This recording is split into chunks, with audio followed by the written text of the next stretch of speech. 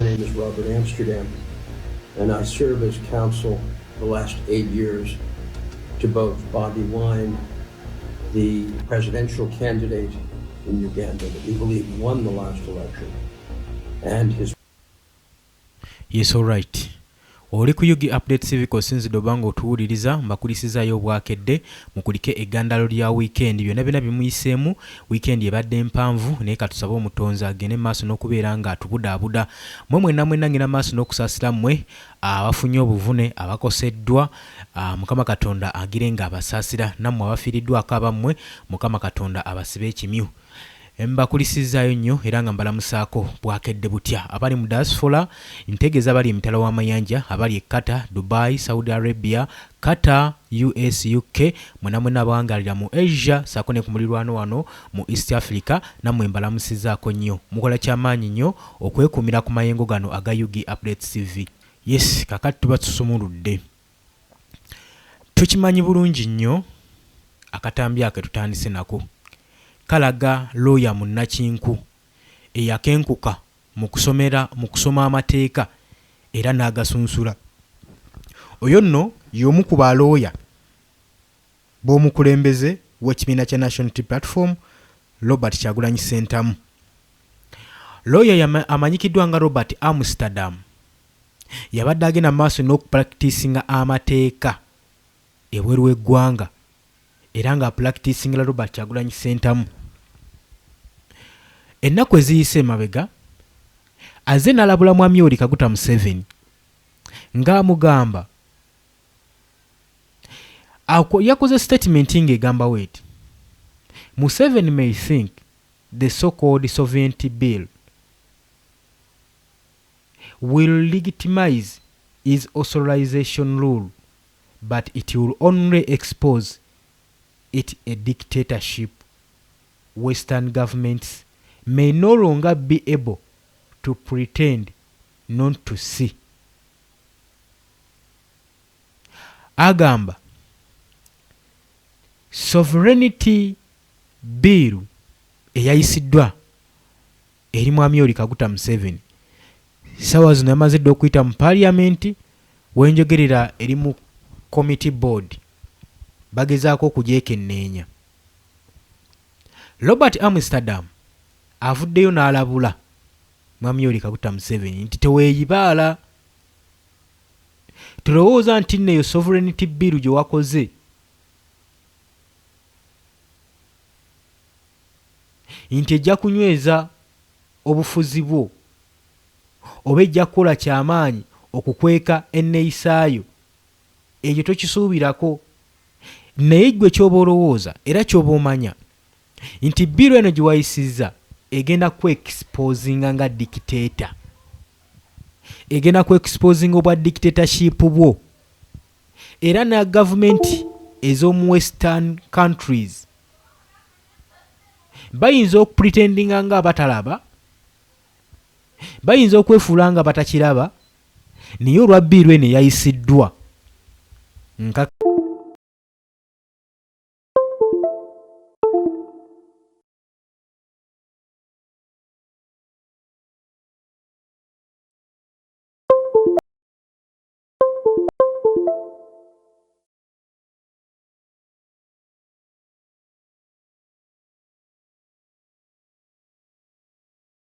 mutusonyiwako akayiseemu ye Robert Amsterdam agamba wati mwami Yoweri Kaguta Museveni nti newe lubaddi bajja kwefuula bano abasajja era bajja kupretendinga nga batakulaba naye luliba olwo bajja tandika okuliganizinga ebikola byogenda maaso n'okutuusa ku bannayuganda era bajja tegera obwannakyemalira abo ne bwa dictatorship badde spreading oba badde otuusa ku bannayuganda. Tebikomyawo human rights defenders mu kibiina ekya National Unity Platform era ne bavaayo ne baproposinga nti eno sovereignty bill bagambye we bati must be understood for what it is, not a defense of Ugandanese sovereignty but a consolidation of power by a regime whose legitimacy is already in serious questioning. kati kino kye nabagambye nti eno sovereignty bill ereeteddwa nga kyakulwanyisa ekiweesereddwa gavumenti ekigenda mu maaso n'ogiprotectinga ingabo yaabwe bagezaako gyekuumiisa obbalwanirira ku bikolwa bibadde bagenda mu maaso n'okukola nolowooza eno engabo egenda bbawanirira paka ddi wabula bo kibatannalowooza nti eno engabo gye balowooza nti no yegenda obbawanirira si ngabo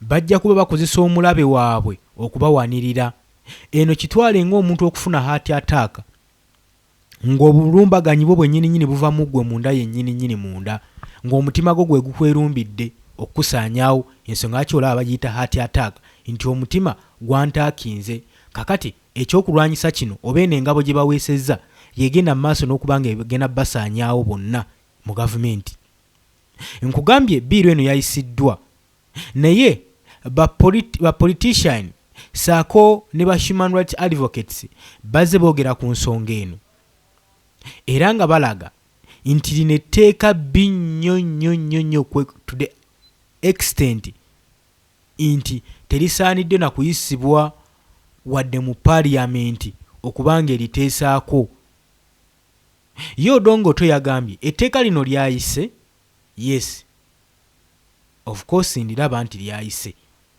naye wentunudde mu tteeka lino wendisomyemu ekintu kimu paaliyamenti kyeyabidde oba gavumenti yerabidde otteeka mu tteeka mu dokimenti y'etteeka lino lyerinnya lya Robert Kyagulanyi Ssentamu agamba eno biiru bagireetedde Robert Kyagulanyi Ssentamu bino byonna ebirimu byakwebuzaabuza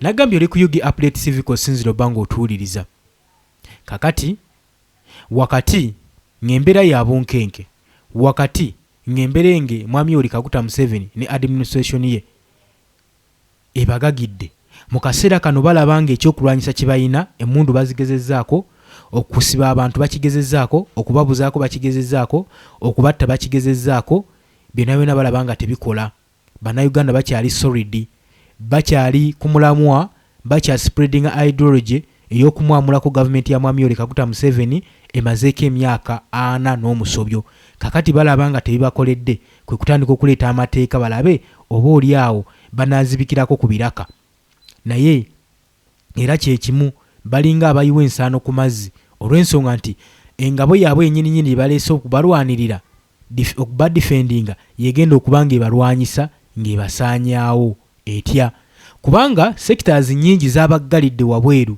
omuli banka system ate ensonga nkulu nnyo mu ekonomi y'eggwanga gw'omufuzi ng'onoofuga nga banka tezistandinga wamu naawe kiiza obagaana ekonomi ya Uganda oba tosobola gistabilizinga oba ekonomi y'eggwanga kakati biiru eno erimu ebintu bingi nnyo ebirumira naye bino byonna nkugambye bufaananyi ebisiteekeddwamu naye nga edizayiningiddwa okubeera ng'ekwata Robert Kyagulanyi Ssentamu okuva ebaamulemwa mu January w'omwaka guno ng'atandika nga twakava mu campaign ne bagezaako nnyo era okufuba kwabwe wakulaba n'enteekateeka ze baali bakoze zonna n'okuswagolinga ku baasitwagolinga nga baagala omufuna ne kirema basazeewo nti tetulina kyamukolera newankubadde Kyagulanyi agenze maaso n'okuba nga abula mu ggwanga ng'abuzeewo n'agenda mu exile era basigadde bamuyigga basigadde bamukubira amateeka kino kikulaga gavumenti kiki yali yeetangira nga nsonga lwaki yali teyagala Robert Kyagulanyi Ssentamu abayite mu ngalo abayite mu mikono baali bagezaako kwetangira kino tiagenda be exposinga buli kimu kigenda kusannyalazibwa oba buli kimu kigenda kwonooneka ekintu kibazimbidde emyaka 4 omusajja akisaanyizaawo mu mwezi gumu 2 kati mulabire amaanyi ga Robert Kyagulanyi Ssentamu era gwe abadde abuusabuusa nti talina kyali gwinna ng'ogenda mu maaso n'omwepikira nti talina kyali gavumenti esobola okunnyonnyola obuzito bwa Robert Kyagulanyi Ssentamu kati kubanga bo be bamanyi akazito ke batuddeko tebasobola kuvaayo kunnyonnyola nti nno kino weekiti n'ekiti naye bawulira nga akazito kakoze eki kabatuddeko tujjukira bulungi nnyo omwaka nga gutandika ono mwennyininyini Robert Amsterdam lawyer munnakinku eyasoma okupracticinga amateeka era yavaayo mu mwaka guno nga twakava mu kalulu n'agenda mu maaso n'okuba ng'alabula Mwami Yoweri Kaguta Museveni era n'amusindikira obubaka obulabula. Ku luno yawandiika na documentary ennamba ng'amugamba nti tiyalabula Mwami Yoweri Kaguta Museveni yekka wabula ne mutabani we Muhoozi ng'abagamba nti singa tebeegendereze bajja kubeera nga bafeesinga global consequences. Singa tebeegendereza ne bakwata ku Robert Kyagulanyi Ssentamu bajja kufeesinga global consequences. Era ekyo Mwami Yoweri Kaguta Museveni yakiwulira newankubadde beefuula nampulira zigi ne bagenda mu maaso n'okuba nga bakyamuyigga. Era ng'amugamba mu bigambo bye ebyali eby'oluzungu bye yawandiika byengenda okuba nga nkusomera nkujjukizaamu nkimanyi wabiwuliriza dda naye wano we tuzimbidde omulamwa gw'olwaleero. Robert Amsterdam ng'awandiika yagamba waati after losing Ugandan's disputed elections, Bobi Wine is now in hiding. Why?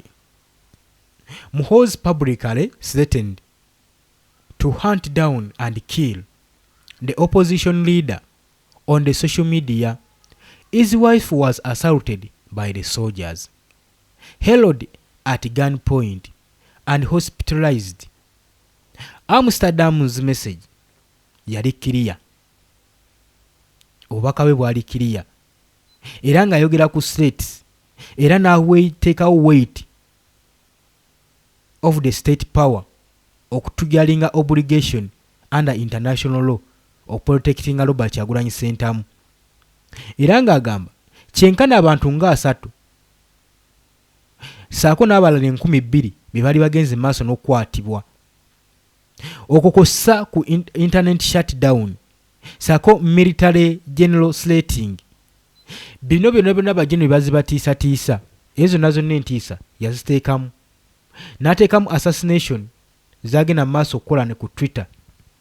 N'agamba eno si democracy. This is a state of terror. Eno state esanjaga obusanjazi watu we yakiyita. Ng'agamba nti toyinza kuŋŋamba nti Robert Kyagulanyi Ssentamu mu kadde kano ali mu kwekweka olw'okuba ng'atiisibwatiisibwa Muhoozi ng'amutiisatiisa mu public era ng'agenda mu maaso n'okumuyigga okumutta era ng'agenda mu maaso n'okutwitinga ku social media. Tukimanyi bulungi nti mukazi we Robert Kyagulanyi Ssentamu yali amaze okubeera nga aswazibwa n'abajaasi ng'akyunyizibwa ng'ali ku gun point. Ebyo byali bigambo bya Robert Amsterdam. Era n'agamba when a president's son can publish order a publication's death with impunity, where washing tyrannically in real time, the world cannot stay silent while Uganda descends into bloodshed.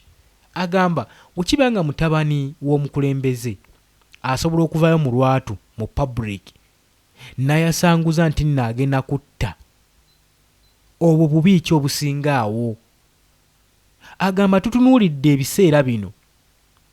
Agamba n'olwekyo ku bikolwa ebyo eggwanga terisobola kusigala nga lisayirentinze nga lisirise nga bannayuganda bagenda mu maaso n'okuyiwa omusaayi gwabwe. Era n'agamba Bobi Wine fought for freedom at the ballot box. Now she's fighting for his life. Nti kyewuunyisa oluvannyuma bw'ebyo byonna okuyita mu kalulu Bobi Wine yali alwanirira eddembe ly'abantu. Yalwanirira eddembe. Kati kikwewuunyisa okuba nga alwanirira bulamu bwe. Ebyo byali bigambo bya Robert Amsterdam. Eno ebbaluwa oba kino ekiwandiiko yakyogera ng'akiwerenkereza Mwami Yoweri Kaguta Museveni tumuhwabura ng'amulabula obutakwata ku Robert Kyagulanyi Ssentamu nti singa n'akikola ajja kirabamu omusera. Olw'ebigambo ebyo byateekawo obunkenke eri gavumenti y'eggwanga Uganda. Ne balooya abalala batandika okukiteekamu omukono saako ne basenators mu ggwanga erya Amerika. Era twalaba senata ng'agenda mu maaso n'okulabula eggwanga erya Uganda ng'alabula enkolagana y'eggwanga erya Uganda n'eggwanga erya Amerika. Kati bino byonna byolaba ebize bibaawo ku sanctioninga abamu ku bakulembeze mu Africa, mu East Africa, omuli Paul Kagame ne bajenobe, Mwami Yoweri Kaguta Museveni, ebyo byonna maanyi ga Robert Kyagulanyi Ssentamu. Yagamba tetusobola kukwata mundu, tusagena mu nsiko, naye tusobola okusigala nga tulwana, nga tulwanirira eddembe lyaffe. Kakati gwe munnansi, omuntu n'akuyirawo omubiri obwenkanidde awo, gwe ekyokukola ne kikulema. Tunafuyiza abakulembeze baffe nga tugaa nti banafu nnyo tebalina kye basobola kukola, naye nga abakulembeze abo ffe ababafuula ki kye bali, ffe ababafuula ab'amaanyi era ffe abanafuya. Omuntu omukulembeze n'eddoboozi lye neyandibadde nga liwulikika nga yandivuddewo n'ateekawo eddoboozi lye, ate olw'ensonga temugenda mubaakinga. Bannayuganda muli batiitiizi nnyo. Yensonga lwaki abakulembeze bano bakiipinga nga bali silent nga tebagenda kwogera, olw'ensonga bakimanyi emitima gyammwe miyabayaba. Oli ku UG Update TV, nyongera okujjukiza gwagala otweyungako, kirira wansi waliwo ekigambo subscribe kikoneko obeere nga otweyungako. Tukyagenda mu maaso. Kakati nno information eyakafuluma okusinziira ku kiwandiiko kiyafulumizza ye nga looya munnakinku agenda maaso n'okulwanira Robert Kyagulanyi Ssentamu. Jjukira nti nno wali eri mu Washington DC babadde bombiriri bagenda maaso n'okubaga amateeka n'okutunulira mu nsonga. Bobi Wine njukira yalangiridde essaawa yonna budde bonna nga wagenda okuyabula okomewo mu ggwanga lyattu Uganda. Eri yabagambye nti newankubadde mulowooza yagenda mu buwaŋŋanguse, teyagenda mu ekizayiro, newankubadde gy'ali ayina ensonga yagenda akyali mu struggle, ayina ensonga z'akwasaganya, era saawa yonna akomawo ki mu Uganda. Era okusinziira ku Robert Amsterdam agamba the International Legal Council for Ugandans opposition leader Robert Kyagulanyi Ssentamu anyikiddwa nga Bobi Wine has issued several recent and several warning to President Yoweri Museveni and his administration. This warning center on the political repression, the safety of opposition figure and the legitimacy. Okuva mu January, Robert Kyagulanyi Ssentamu azaalabula ku bulamu bwe.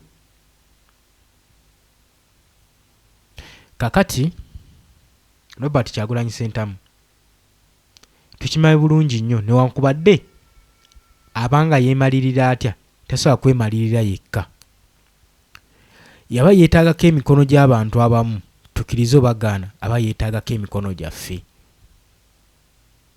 Newankubadde azze ne balooya abaatiikirivu. Balooya bano olw'okuba nti nno tebali mu ggwanga Uganda, gavumenti ya Mwami Yoweri Kaguta Museveni nga bayita mu ofiisi ya General Muhoozi Kainerugaba bafulumya ekiwandiiko ekikugira oba ekiteekako bano sanctions obutayingira mu ggwanga Uganda. Oluvannyuma lwa Amsterdam looya we okuyisa ekiwandiiko ekyalimu ebintu bino wammanga, era baatya balaga obunkenke. Yagamba an ultimatum on personal safety.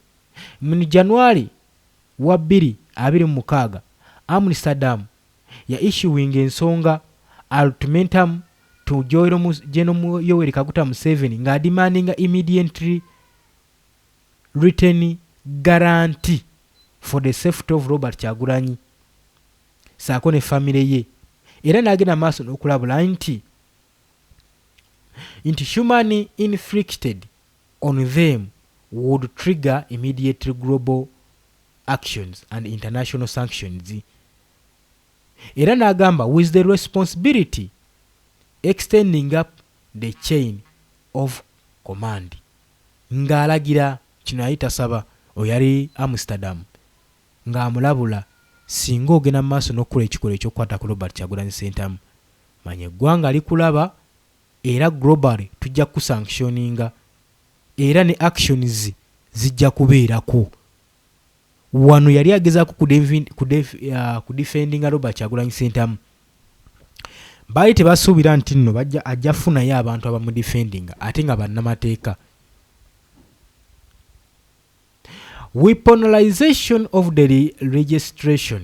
Amsterdam gye buvuddeko yagenda maaso n'okulabula weapons oba ebikozesebwa nga sovereignty bill etagetinga political opponent nga stating anti western government tejja kuignoringa such an authoritarian tactics inti amawanga ag'ebweru webanaabayisizza sovereignty bill eno tebajja kwewala tebajja kuignoringa kulaba tactics eno egenda maaso n'okutyobola eddembe ly'obuntu mwami Yoweri Kaguta Museveni gy'ayagala okukozesa okuba bannayuganda nti asubire nti banaagitunuulira butunuulizi bagiŋoola amaaso bamuleka ayineeyine n'ebiteeka bye nga bwagenda maaso n'okucunya bannansi. Mwami Yoweri Kaguta Museveni kyalina omumanya emirimu gy'asobola okukola mu ggwanga Uganda n'abalala basobola okugituukiriza basobola ogikwatamu. Ekiremesezza ndowooza gavumenti yaffe eno okuva mu buyinza yemmwe abaweereddwa obuyinza obutono okulowooza nti nno mmwe mutali teri ayinza kumaliriza nsonga zemugenda mu maaso n'okukola. Eggwanga litambula mbulaga tulabe gavumenti eziwunzikibwa eggwanga ne lisiga nga ligenda mu maaso ne bateekawo enkola zonna ezirwaninga eggwanga ne lisigala nga likola ki nga litebenkedde. Kati olina ngeri ki gy'oyinza kutiisaamu muntu yenna nti gootoli gowekaweka akisobola. Mu Uganda bantu bangi basobola okukwata mu buyinza ensi neegenda mu maaso. Kino gavumenti ya NRM kyeriko bakiyita okukonera mu buyinza yakona tekyasobola kudda ngulu. Gavumenti we beekonye bannange wofumba empafu n'ozitokosa nga walina zibugumya bubugumya manyi bangi tebamanyi fumba mpafu. Kati okufumba empafu olina zibugumya bubugumya naye wozituusiza n'ozitokosa butokosa ku sigiri ne zikona tekitegeeza nti nno wonoomalako ebbanga eddene ng'ozitokosa n'onaamala wiiki nnamba empafu ezo tezijja kujja zijja sigala zikonye olw'ensonga nti sisitemu gye wakozesa ng'ozifumba si gye walina okukozesa. Kati gavumenti ya NRM yakonya dde eggwanga lya Uganda kubanga sisitemu gye yakozesa oditwala mu maaso si yali yeetaagisa. Kati ne bamwongerayo bate emyaka egiwera gitya eggwanga terikyasobola kudda ngulu lyakona ng'olaba era wookonya empafu n'ozitokosa otya nga tezikyasobola kudda ngulu. Ndowooza awo munfunyi nabagambye muli ku Yogi Update TV ke musinzire okubanga mutuwuliriza. Kakati Robert Kyagulanyi Ssentamu eri ye ali mu kulankingibwa ebitiibwa byayina kamaala era kati gwe yenna ajja omugendako mpola takyali kyekimu munnange. Era yabagambye dda nti akomawo watali kwesikamu yadde kubanga eri yali yagenda ku mirimu mitongole so talina nsonga lwaki aba asiisiira eyo aleme kudda kwaboobe. Kuno kwe kwabwe ali ku butaka. Ensonga ezo yino zitegeera mbadde nkyabannyonnyola ensonga ezaaviirako gavumenti ya Uganda okuyisa etteeka oba okusanctioninga bannamateeka omuli Robert Amsterdam okuyisa etteeka erigamba these are person non grata. Suspension from the Commonwealth. Bino byo byali byakulwanyisa Amsterdam bye yakozesa okufunza eggwanga lya Uganda ng'agamba yayita eggwanga lya Uganda nga lyetaaga ligobwemu lisuspendingibwe mu Commonwealth paka ng'eggwanga limaze okubeera nga liddizibwayo mu rule of law. Wagamba mu rule eggwanga lirina okuddizibwayo mu bufuzi obw'amateeka lifugibwe mu mateeka agalitwala so si amateeka agapaatiikibwawo era ng'asaba mu Commonwealth nti eggwanga lya Uganda ligobebwemu mu Commonwealth paka ng'eggwanga lino limaze okuzzaayo obuyinza mu mateeka nga bwe lirina okutambula litambuzibwe mu mateeka. Ebyo byali bimu ku bukambwe bwali omu ku bukambwe bwa Robert Amsterdam ng'agenda mu maaso n'okupulizentinga kiwandiiko kino.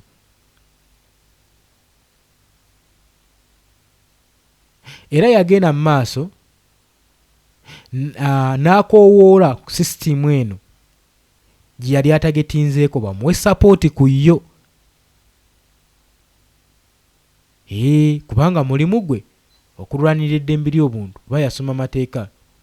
Yateekawo kye bayita financial consequences.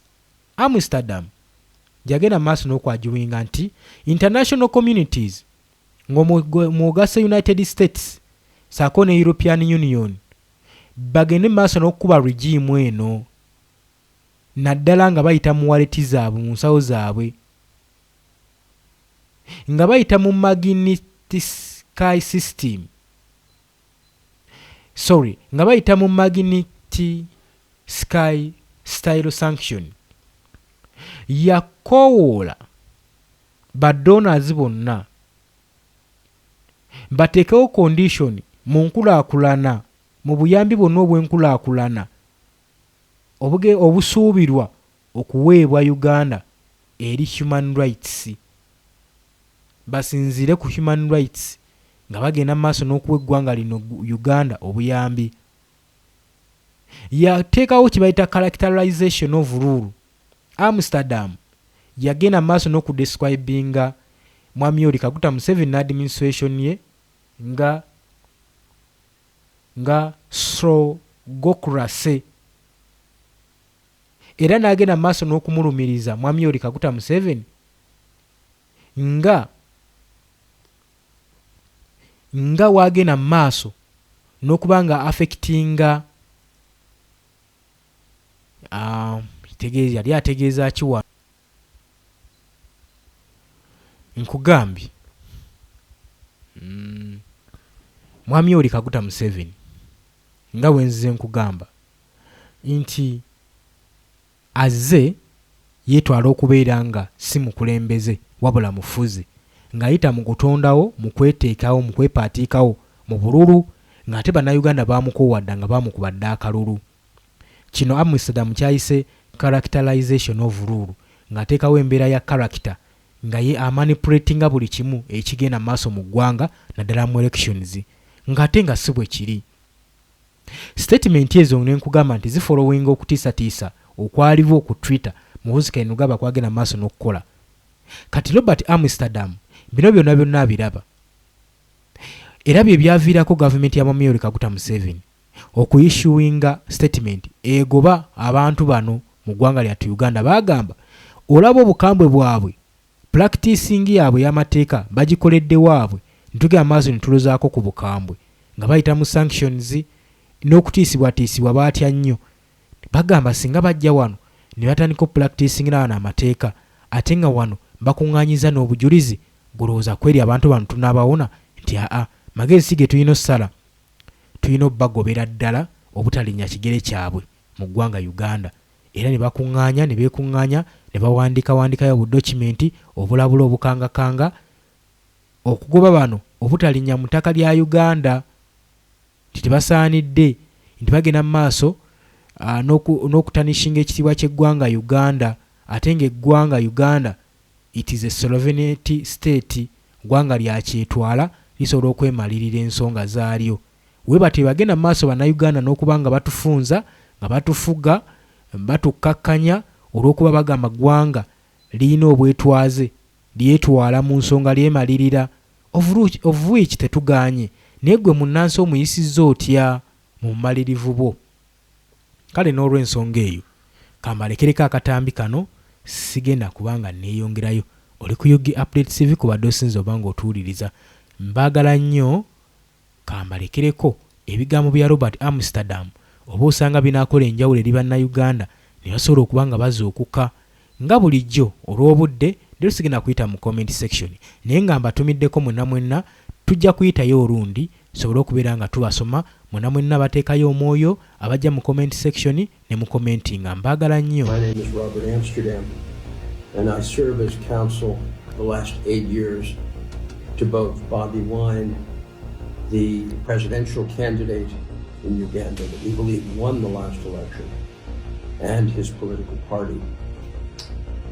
We are all who are engaged in Uganda today shocked and appalled by the continuous stream of statements coming from Muhoozi with respect to searching for the president, Mr. Wine, dead or alive, in a circumstance where everyone agrees he has committed no crime other than to once again win the hearts and minds of the people of Uganda. International law is limited in terms of what remedies we have against individuals such as Muhoozi who indiscriminately murder political opponents because they don't have the courage to face them in debate. What Mr. Muhoozi lacks is courage and integrity. He believes, as does his father, that they own Uganda, that Uganda is their feudal fiefdom. They are colonialists, and they are in the process of internally colonizing Uganda as their possession, not as a free and democratic society. In 1991, the Commonwealth came together and issued a declaration called the Harare Declaration. And that declaration, with which my firm is quite familiar, sets out many guarantees with respect to the behavior of governments, guarantees concerning freedom of expression, guarantees concerning freedom of association. And let me remind the government of Uganda of what is contained in the Ugandan constitution, which all parties seem to have lost sight of. And I can sit here today and talk about Articles 21 through 38 of the Ugandan constitution. But what I am going to say is this: we are intent on requesting the Commonwealth to suspend Uganda until such time as it returns to becoming a rule of law state. Our options are limited, but they are not negligible. And we are also going to ask all those countries that engage in either donor programs or commercial relationships to understand that Uganda today is acting as an outlaw. And there are international sanctions, there are international tools or mechanisms whereby corporations and countries do not have to be made complicit in these human rights abuses.